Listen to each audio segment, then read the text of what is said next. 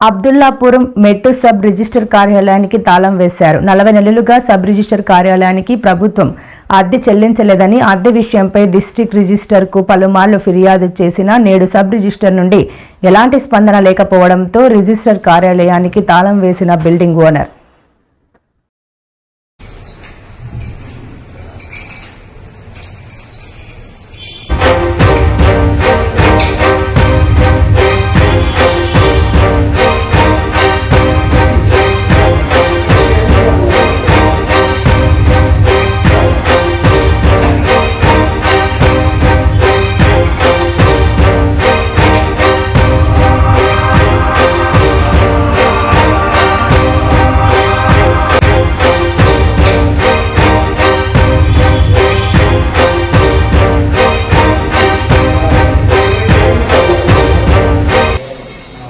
Okay.